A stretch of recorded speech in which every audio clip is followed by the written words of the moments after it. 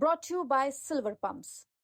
Top quality और consistent performance के लिए सिर्फ सिल्वर पंप्स, नाम याद रखना।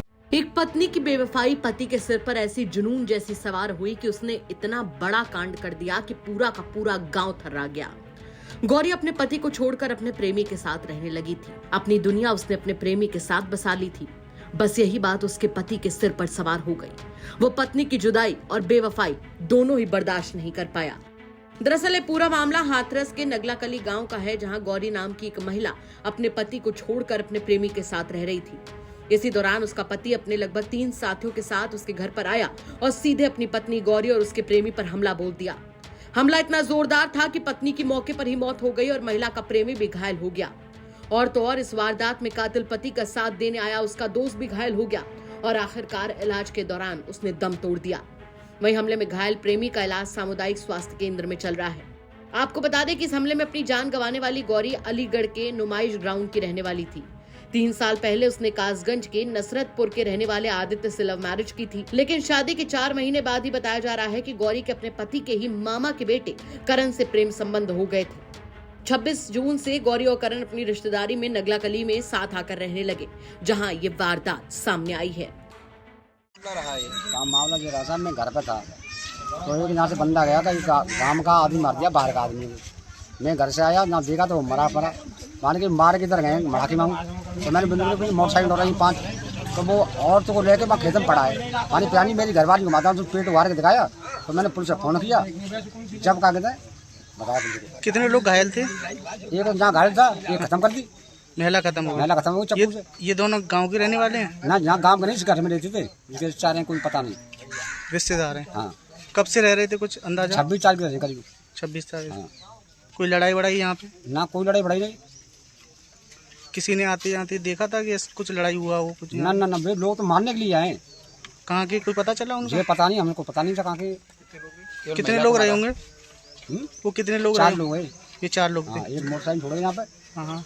तो ये पति पत्नी के रूप में रह रहे थे यहाँ पे? हाँ, पति पत्नी के रूप में रह रहे। वहीं इस पूरे मामले पर पुलिस क्या कुछ कह रही है वो भी सुन लीजिए आप।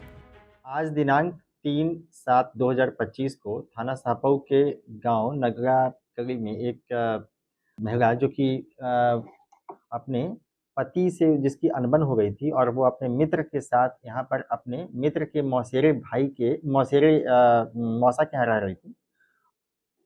उस दौरान अचानक इसके पति को जब ये पता हुआ कि मेरी पत्नी वो अपने मित्र के साथ यहाँ रह रही है, और वास्तव में जो उनका जो पति है उस और मित्र वो दोनों आपस में एक मेरे फुफेरे भाई भी हैं।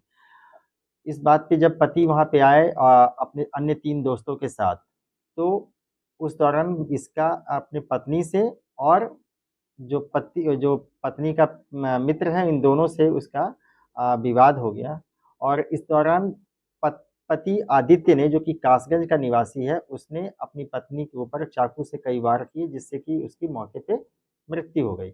और डिफेंस में जब इसके मित्र ने और इन लोगों ने बचाव किया, तो एक डंडे की चोट से जो आदित्य का एक मित्र अमन, जो मौके पे आदित्य के साथ आया था, उसकी वो भी गंभीर अवस्था में चोटिल हो गया, जिसको कि तुरंत आगरा भेजा गया हायर सेंटर पे, लेकिन उसकी भी मौके पर उसकी भी मृत्यु हो गई है।